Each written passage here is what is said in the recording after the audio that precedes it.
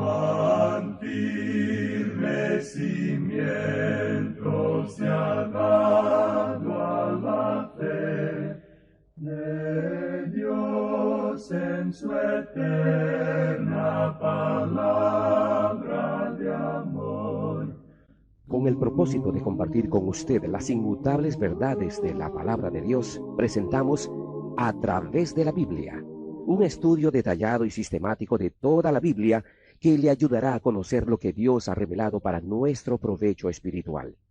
Estos estudios bíblicos fueron diseñados y elaborados por el Dr. J. Vernon McGee, versado maestro de la Biblia, quien dedicó la mayor parte de su vida a la enseñanza clara y sencilla de la palabra de Dios.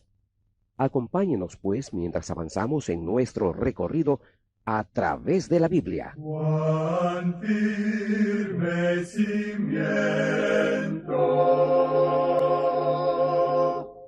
la palabra de Dios. Es un gozo estar nuevamente con usted, amigo oyente, para traerle otro estudio de la serie A Través de la Biblia. Continuamos hoy, amigo oyente, nuestro estudio del capítulo 4 de Levítico, y nos corresponde hoy considerar el aspecto de los pecados de las personas del pueblo. Vamos a leer el versículo 27 de este capítulo 4, que dice así: Si alguna persona del pueblo pecare por yerro, haciendo algo contra algunos de los mandamientos de Jehová en cosas que no se han de hacer, y delinquiere. Ahora esto habla en cuanto a la persona común y corriente, es decir, el ciudadano en particular. Es verdad que esta ofrenda era por un pecado por yerro, pero se trataba de un pecado contra algún mandamiento específico de Dios, una transgresión de algo que había sido específicamente declarado como prohibido. También tenía que establecerse que el que presentaba la ofrenda era culpable. No podía ser simplemente un rumor, sino que la culpabilidad tenía que comprobarse. Esta ofrenda, al igual que las anteriores, tenía poder para quitar el complejo de culpa y satisfacer la conciencia. Ahora, solo la muerte de Cristo es la única que puede quitarle el complejo de culpa tan abrumador al hombre moderno. Los procedimientos psicológicos no han podido lograr esto. La conciencia de una persona puede ser endurecida y la culpa puede ser transferida de un área a otra, pero en lo profundo del corazón humano el extraño complejo de culpabilidad persiste. Es quitado solamente cuando se trae a Cristo Jesús para recibir su perdón. Ahora leamos el versículo 28 de este capítulo 4 de Levítico. Luego que conociere su pecado que cometió, traerá por su ofrenda una cabra sin defecto por su pecado que cometió. Si un pecado llegaba al conocimiento de una persona más tarde, entonces ya no era pecado por yerro. Sin embargo, todavía requería el mismo sacrificio. Ahora, ¿qué hace el creyente hoy en día?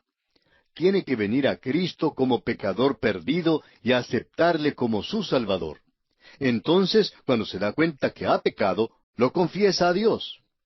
El apóstol Juan en su primera carta, capítulo 1, versículo 9, nos dice: Si confesamos nuestros pecados, Él es fiel y justo para perdonar nuestros pecados y limpiarnos de toda maldad. Ahora, la ofrenda en este caso era una cabra, una ofrenda de menor valor que cualquiera de las ofrendas previas. Sin embargo, se requería una ofrenda de todos modos. Todas estas ofrendas señalan a la muerte de Cristo. Leamos ahora los versículos finales de este capítulo 4, los versículos 29 hasta el 35. Y pondrá su mano sobre la cabeza de la ofrenda de la expiación, y la degollará en el lugar del holocausto. Luego, con su dedo, el sacerdote tomará de la sangre, y la pondrá sobre los cuernos del altar del holocausto, y derramará el resto de la sangre al pie del altar. Y le quitará toda su grosura, de la manera que fue quitada la grosura del sacrificio de paz. Y el sacerdote la hará arder sobre el altar en olor grato a Jehová. Así hará el sacerdote expiación por él, y será perdonado. Y si por su ofrenda por el pecado trajere cordero, hembra sin defecto traerá. Y pondrá su mano sobre la cabeza de la ofrenda de expiación, y la degollará por expiación en el lugar donde se degüella el holocausto.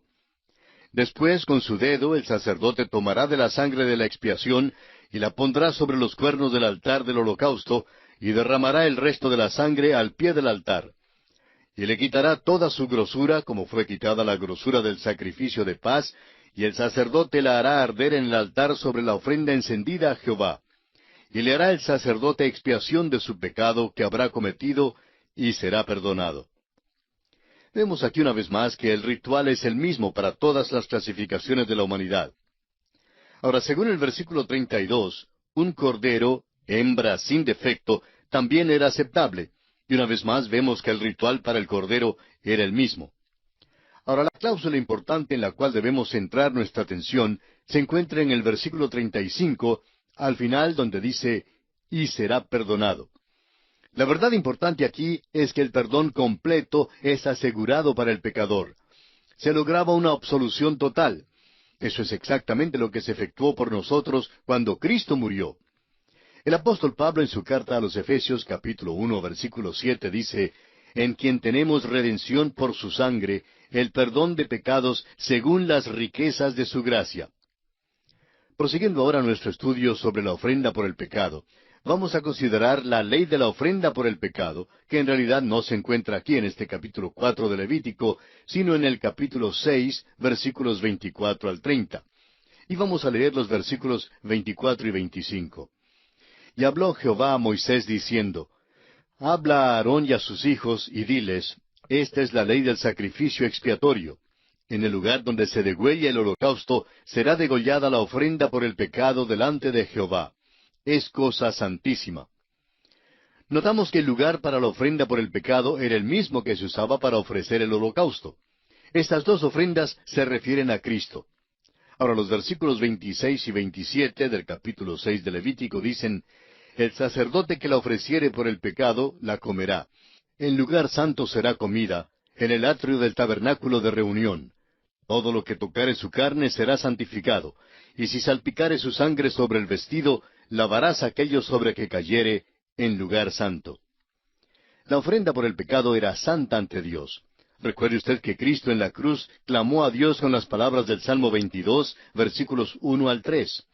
Dios mío, ¿por qué me has desamparado? ¿Por qué estás tan lejos de mi salvación y de las palabras de mi clamor?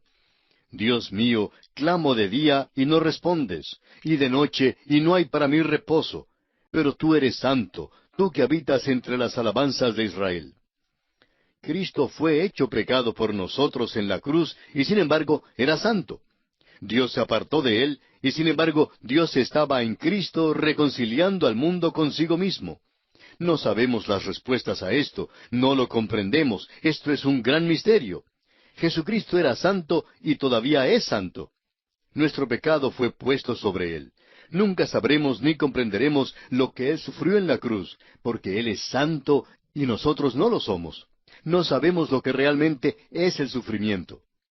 Ahora los versículos 28 al 30 del capítulo 6 de Levítico dicen, Y la vasija de barro en que fuere cocida será quebrada, y si fuere cocida en vasija de bronce, será fregada y lavada con agua. Todo varón de entre los sacerdotes la comerá, es cosa santísima. Mas no se comerá ninguna ofrenda de cuya sangre se metiere en el tabernáculo de reunión para hacer expiación en el santuario. Al fuego será quemada. Esta ley era escrupulosa en los detalles más minuciosos, aun tocante a las vasijas que se usaban. El caso es que esta ofrenda era por el pecado, y el pecado es lo opuesto a la santidad.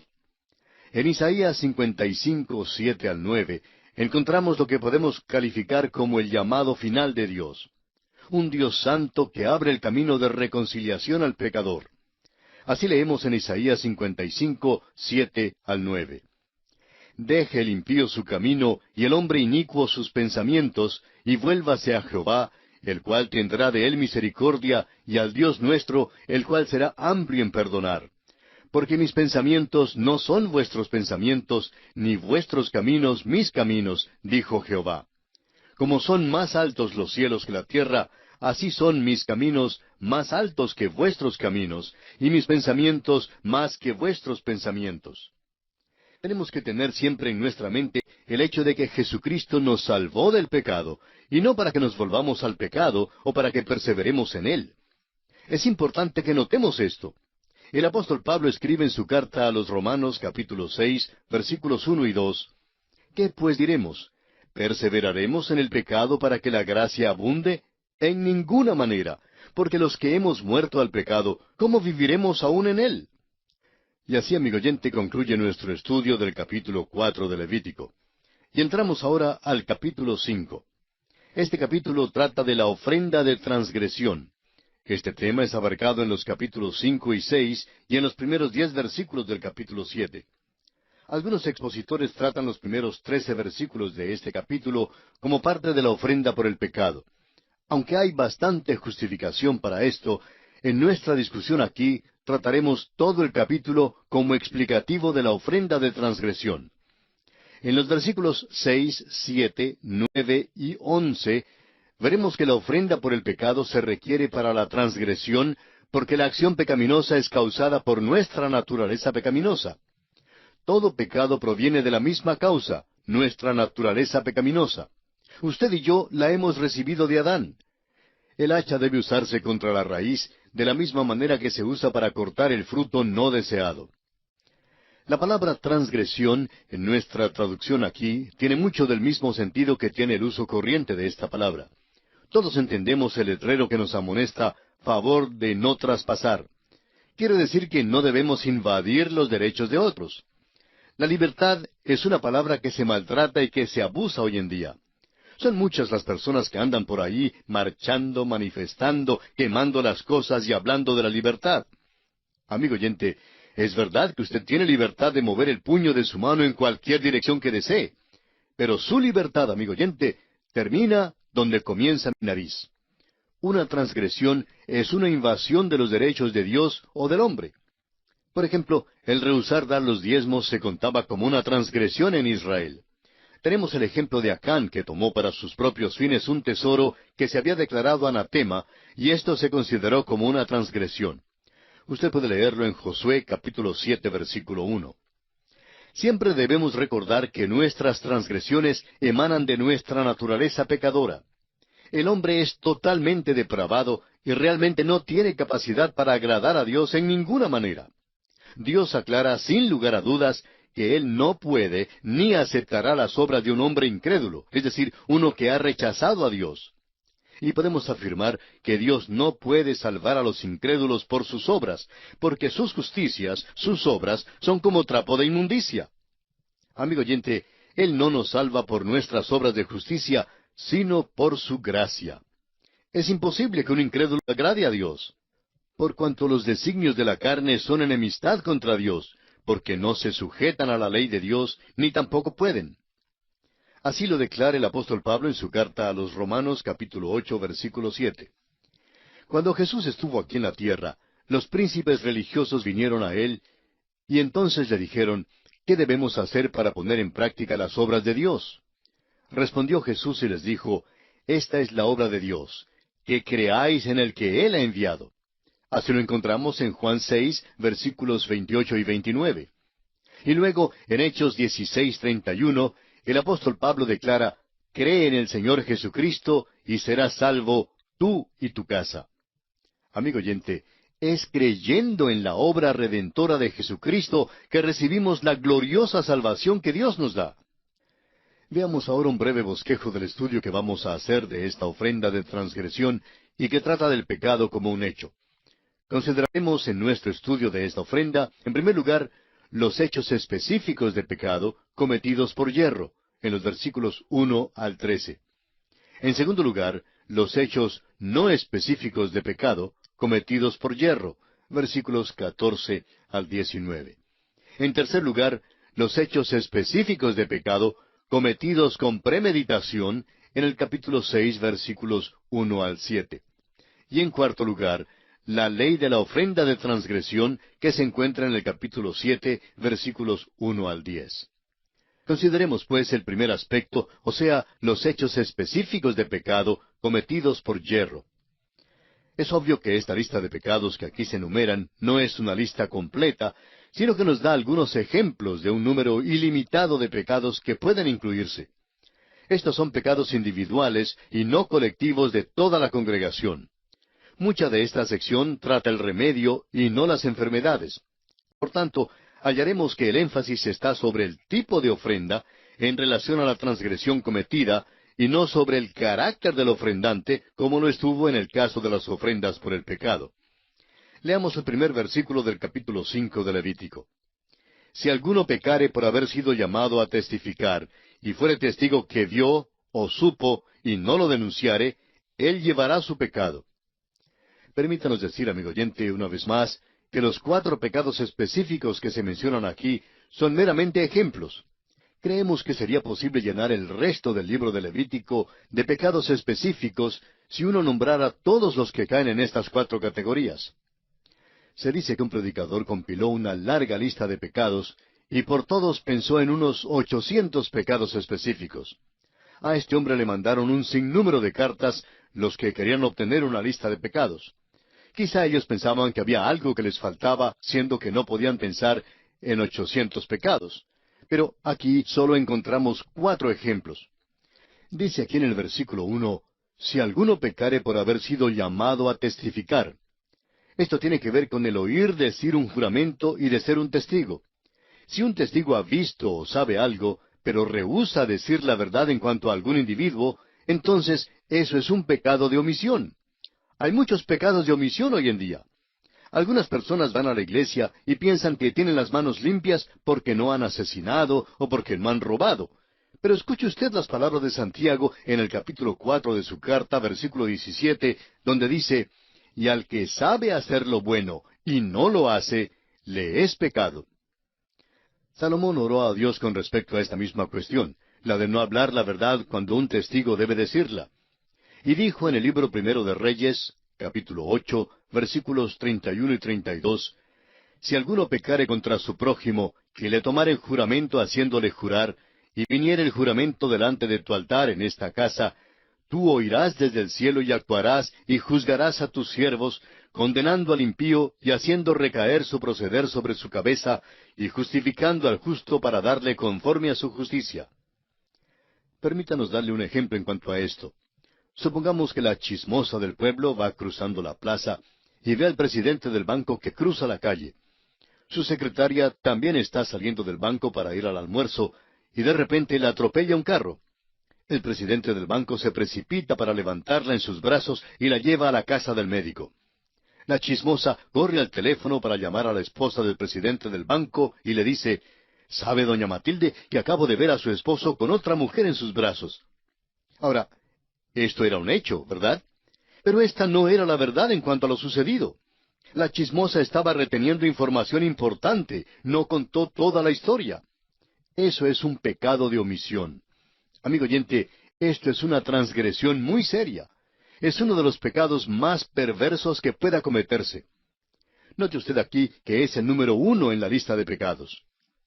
En el libro de Proverbios encontramos una lista de las cosas que Dios odia. Y en aquella lista de 7 cosas, encontramos en el capítulo 6 y versículo 17, la lengua mentirosa. Usted recuerda que Jesús se quedó callado durante la mayor parte de su juicio. Se nos dice que Él no dijo nada, pero cuando le pusieron bajo juramento, rompió su silencio. Entonces ya no enmudeció como oveja delante de sus trasquiladores. Mateo 26, 63 y 64 nos dice, entonces el sumo sacerdote le dijo, te conjuro por el Dios viviente que nos digas si eres tú el Cristo, el Hijo de Dios. Jesús le dijo, tú lo has dicho. Y además os digo que desde ahora veréis al Hijo del Hombre sentado a la diestra del poder de Dios y viniendo en las nubes del cielo. Amigo oyente, aquí estaba Jesús bajo juramento y Él no se quedó callado, sino que habló la verdad total en su testimonio. Volviendo ahora al capítulo 5 de Levítico, leamos el versículo 2. Asimismo, la persona que hubiere tocado cualquiera cosa inmunda, sea cadáver de bestia inmunda, o cadáver de animal inmundo, o cadáver de reptil inmundo, bien que no lo supiere, será inmunda y habrá delinquido. Esta es la ley en cuanto a la inmundicia. Es posible que un hombre se contamine por tocar un animal muerto sin saberlo, mientras que otros lo atestiguen. Un cadáver causaba inmundicia por el simple contacto. ¿Por qué? Probablemente porque la muerte es el resultado del pecado. El apóstol Pablo, en su carta a los Romanos, capítulo 6, versículo 23, dice que la paga del pecado es muerte. Tenían que guardarse, pues, de todo aquello que representara el pecado. Y esto también habla hoy en día a los cristianos, a quienes han depositado su fe en Cristo como Salvador personal. No podemos estar en el mundo sin llegar a ser inmundos al ver, oír y pensar sus cosas inmundas. Es un hecho que somos inmundos. Entonces, no podemos entrar precipitadamente y así nomás en la presencia de Dios. Puede ser que no nos demos cuenta que hemos tenido contacto con lo inmundo. Puede estar escondido de nosotros para que así ni lo sepamos. Por eso el salmista dice en el Salmo 19:12, ¿quién podrá entender sus propios errores? Líbrame de los que me son ocultos. No debemos simplemente orar por el perdón en general. Debemos nombrar nuestras faltas específicas a Dios y pedirle su perdón. Pero además debemos también pedirle perdón por los pecados que desconocemos. A veces somos inmundos sin darnos cuenta de ello. Este contacto con los animales muertos era una transgresión porque era ofensivo a otros y era una transgresión específica de la ley. El apóstol Juan en su primera carta, capítulo 3, versículo 4, dice, todo aquel que comete pecado infringe también la ley, pues el pecado es infracción de la ley. Leamos ahora el versículo 3 de este capítulo 5 de Levítico. O si tocare inmundicia de hombre, cualquiera inmundicia suya con que fuere inmundo, y no lo echare de ver, si después llegare a saberlo, será culpable. Esto es análogo al caso del animal inmundo, pero Dios hace una distinción entre el hombre y el animal. Al parecer había otras distinciones de la inmundicia con respecto al hombre, además de la muerte.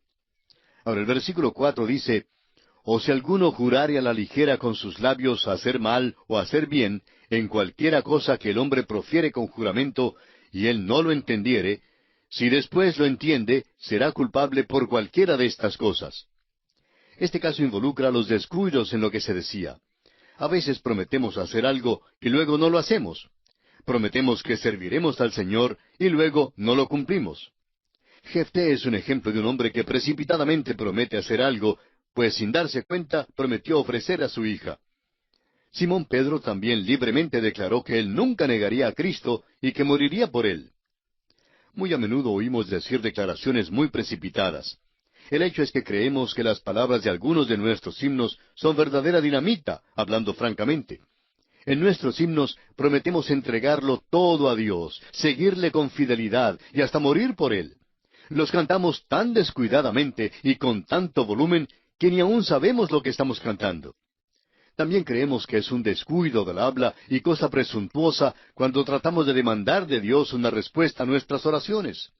Siempre debemos recordar que nuestras oraciones deben ser según su voluntad. Si pedimos alguna cosa conforme a su voluntad, Él nos oye. ¿De dónde salió la idea de que podríamos demandar algo de Dios? Ahora, la última parte de este versículo 4 dice, si después lo entiende, será culpable por cualquiera de estas cosas. Y se refiere a las 4 cosas que ya han sido mencionadas. Son muchas más de las que podrían incluirse. Pero como dijimos antes, solo se ha incluido estas 4 cosas. Leamos ahora los versículos 5 y 6 de este capítulo 5 de Levítico. Cuando pecare en alguna de estas cosas, confesará aquello en que pecó, y para su expiación traerá a Jehová por su pecado que cometió una hembra de los rebaños, una cordera o una cabra como ofrenda de expiación, y el sacerdote le hará expiación por su pecado. La confesión es demandada aquí por primera vez. Las otras ofrendas eran un reconocimiento abierto de culpabilidad. Esta ofrenda tiene que ver con los pecados secretos. Eran pecados ocultos, aunque hubieran sido cometidos contra Dios o el hombre. Usted recordará que en el libro de Josué, en el capítulo 7, Acán tomó secretamente un lingote de oro y un manto babilónico. Esta transgresión tuvo que ser tratada públicamente porque era este tipo de pecado. Ahora, la imposición de manos en las otras ofrendas evidentemente era un reconocimiento del pecado. Aquí, la confesión debía hacerse primero y luego la ofrenda. En las ofrendas de olor grato, las ofrendas precedieron cualquier pensamiento de confesión. Aquí sucede lo opuesto. Y aquí, amigo oyente, tenemos que detenernos porque nuestro tiempo se ha agotado. Continuaremos en nuestro próximo programa.